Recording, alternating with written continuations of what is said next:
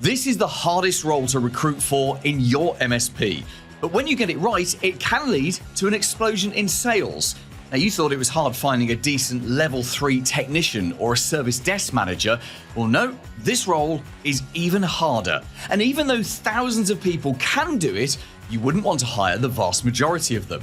Let me tell you what this role is, why it's so important in your MSP, and how to find the perfect person for you, someone who's going to help you win new clients and grow your profit. Now, this might be controversial to some, but I believe that every MSP should have an in-house person making outbound phone calls, phoning leads and prospects, and trying to find the golden nugget opportunity. That's when an ordinary business owner or manager is kind of almost ready to switch from their incumbent MSP. And it's the best time to start talking to someone. Having a phone person, well, they can find them purely through doing the hard work. And that's doing something that you personally would never want to do, which is, of course, picking up the phone repeatedly, day after day after day, just calling these people. And these aren't sales calls, by the way. This is not some kind of Wolf of Wall Street boiler room. These are relationship building calls.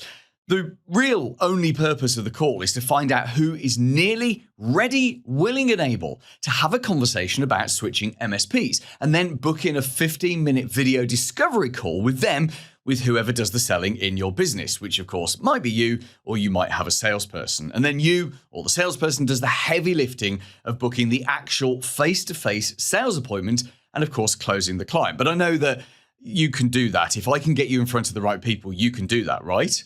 Well, this is one of the best ways to get those 15-minute Zooms. As I said, it's an in-house person role rather than using a telemarketing agency. And there are some telemarketing agencies out there. There's some great ones out there, but there are also many rotten ones. And I always like to take a long-term view with any kind of marketing infrastructure that you're putting in place. So honestly, I do believe you'll be better off hiring someone to work within your MSP doing this.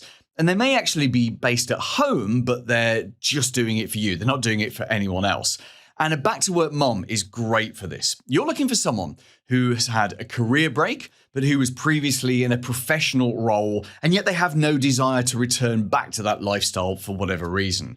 Now, ideally, she doesn't have any kind of professional selling or calling background. Otherwise, she might bring lots of bad habits to the party, but she does love being on the phone. So what is a bad job for you and me and a distress activity is fun for her, just calling people all day long. And actually, you're only looking for her to do 2 to 3 hours a day, 2 to 3 days a week. That kind of flexible part-time work is perfect for many back-to-work parents working around the school day.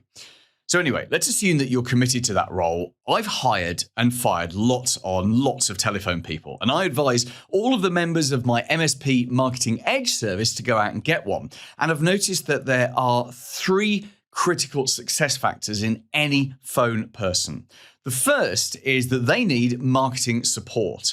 If you just give them a list of people to call and say, just call these people, see who's ready to switch, well, that's a horrible job for anybody because it's just cold calling.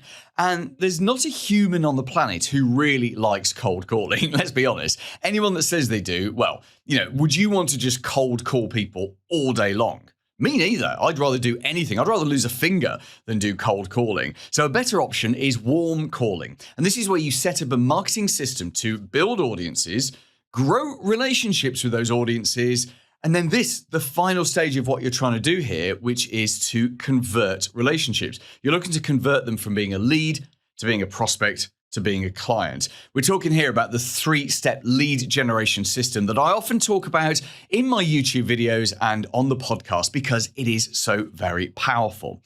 If your phone person is calling people who are connected to you on LinkedIn, who get educational emails from you, who may already have seen 10 or 20 pieces of your content over the last year or so, well, guess what? That's not a cold call. That's a warm call. And that's going to be a dramatically easier conversation. That makes total sense, right? The second critical success factor is to use a CRM properly. So firstly, make sure you have an actual CRM and you're not just trying to use your PSA for this. A PSA is not a marketing tool. It's an operational tool. So go get a proper CRM. And the low-cost, no-cost ones include MailChimp, MailerLite, and of course Growably, which is free with a Tech Tribe membership. Now, the thing that's critical is using that CRM properly. You must set it up so that it's easy for your phone person to know who to call, see what relationship building activities have already happened with them in the past, and then for them to be able to leave simple notes that can be referenced by somebody else in the future. You always kind of need to assume that your phone person today will be a different phone person in the future. They might change. So any notes from calls today must make perfect sense when a different person is accessing them in a year's time. And a side note on this, some MSPs actually attach the VoIP recordings to the CRM record. Personally, I think that's a little bit of overkill, but I can see the benefit of doing that if you can automate it. Okay, our final critical success factor is that you must keep your phone person motivated. Now, this is a hard job, and even somebody who likes making outbound phone calls will have days where they just can't be bothered because there is a lot of rejection, there's a lot of work to do to get that rejection, there's an even greater deal of work to do to get the desired results. So some easy ways to keep your phone person motivated is to remember one of the reasons that any back-to-work parent goes to work. It's to have adult company. Now, I'm a sole parent myself, and my child now is 14, but when she was younger, she was like 8 or something, there were days where I was desperate to speak to other adults and do adult things, not just do drawings and have tea parties with dollies. So although I do miss that now, I have to say. So keep your phone person motivated by keeping her involved in what's happening in your business. Maybe she joins the big group Teams call that you do every Monday, even though that's actually quite an operational one.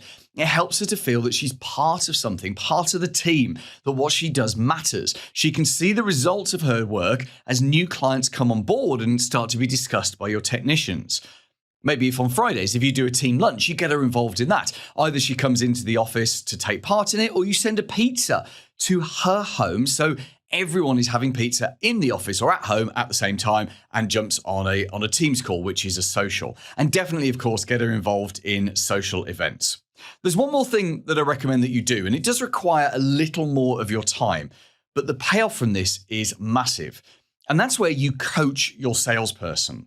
You jump on a call together, and the first thing you do is you play back a recording of one of their calls, something that you kind of listen to together. So pick one where they have actually got through to someone. Just look for the longer calls.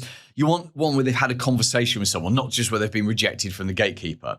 And then you can talk about 3 things in that call. You can talk about what went well, and your phone person can do the same. They can say what they thought went well.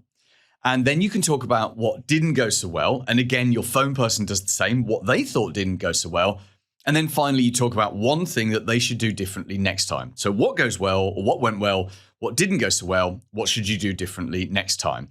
And it's only one thing that they should improve for next time, because good coaching is 15 minutes, right? And it's 15 minutes a week. But in that 15 minutes, you tackle one small problem every week until months and months and months down the line, your phone person is just performing dramatically better. It's so tempting to try and tackle everything in one big call, but I promise you'll get faster progress if you tackle one small issue every single week for the next X number of weeks. Now let's look at the big picture of this. The more you integrate your phone person into your team, the more that they will realize what an important part of the process they are, and the more likely it is that they will perform at a very high level for hopefully a long time to come. Paul Green's MSP Marketing Edge.